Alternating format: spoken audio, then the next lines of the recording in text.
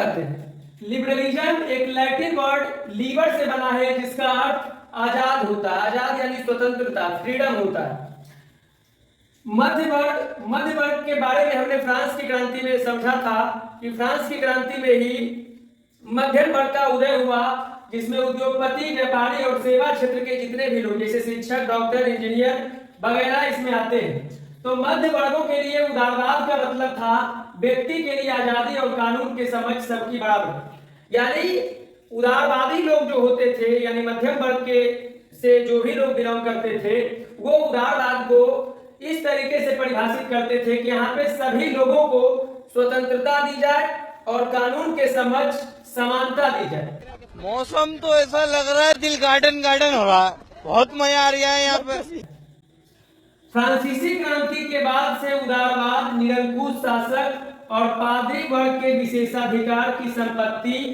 देखिए, हम जानते हैं कि फ्रांस में निरंकुश शासक था, जहां पे सबसे ज्यादा विशेषाधिकार पादरी और कुलीन वर्ग को दिया गया था। तो उदारवादी लोग निरंकुश शासक को समाप्त करना चाहते थे और पादरी वर्ग को जो भी विशेषाधिकार दिए गए थे उसकी समाप्ति चाहते थे। उदारवादी लोग अपने देश का एक लिखित संविधान चाहते थे तथा संसदीय प्रतिनिधि सरकार के पक्षधर थे, यानी ऐसी सरकार चाहते थे जो लोगों द्वारा चुना जाए। Thanks, love you. अगला टॉपिक है फ्रांस उदारवादी प्रजातंत्र का पहला राजनीतिक प्रयोग था। फ्रांस की क्रांति में क्या हुआ, सबसे पहली बार उदारवादी प्रजातंत्र की स्थापना की गई, लेकिन यहाँ पे वयस्क मताधिकार का कोई नियम नहीं था। उदारवादी लोग चाहते हैं कि जिनके पास संपत्ति हो, संपत्तिवान पुरुषों को ही फ्रांस की क्रांति के बाद वहां मताधिकार दिया गया था। Oh my God! Wow! यानी वैसे पुरुष जिनके पास संपत्ति नहीं है, संपत्ति विहीन पुरुषों को मताधिकार नहीं था। ओ भाई, मारो मुझे, मारो मारो मुझे, मारो मारो। नहीं, ये मजाक हो रहा है, एक सेकंड यार, मजाक हो रहा है। और महिलाओं को भी मताधिकार नहीं दिया गया था। कि बाद में महिलाओं ने आंदोलन किया और जाकर के मताधिकार प्राप्त हुआ।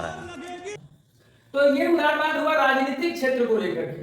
अगर आर्थिक क्षेत्र में देखा जाए तो उदारवाद का मतलब होता है बाजारों की मुक्ति और चीजों तथा पूंजी के आवागमन पर राज्य द्वारा लगाए गए नियंत्रणों को खत्म करने के पक्ष में था। यानी उदारवाद को अगर आर्थिक क्षेत्र में परिभाषित किया जाए तो सिंपल है कि बाजार में जो भी, तो बाजारों को पूरी तरीके से मुक्ति देने की बात की जा रही थी। यानी जो कर लिया जाता था, टैक्स वसूला जाता था, उसको खत्म करने की बात की गई। तू समझा? हाँ। नहीं, तू समझा नहीं। और जो भी पूंजी का आवागमन हो रहा है, यानी पूंजी जो एक जगह से दूसरे जगह जा रहा है, उसमें जो राज्य द्वारा नियंत्रण लगाए गए थे, उन सब नियंत्रणों को समाप्त करने की बात कही जाती है। कौन है ये लोग? कहां से आते हैं? आर्थिक उदारवाद में हमारा नेक्स्ट टॉपिक है जॉल्वे राय। ये क्या हो गया? ये क्या सुन रहा हूँ मैं? 1834 ईस्वी में प्रसा की पहल पर एक शुल्क संघ जॉल्वे राय स्थापित किया गया, जिसमें अधिकांश जर्मन राज्य शामिल हो गए। जितने भी जर्मन राज्य थे वो सारे जर्मन राज्य जॉल्वे राय नामक संस्था में शामिल हो गया। एक व्यापारिक संगठन था।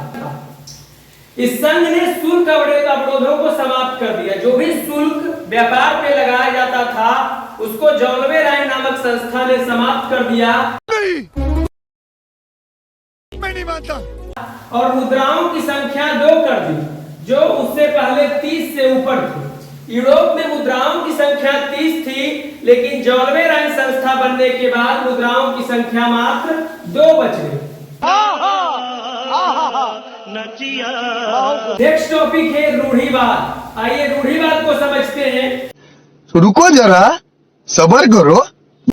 नेक्स्ट टॉपिक है रूढ़िवाद। आइए रूढ़िवाद को समझते हैं।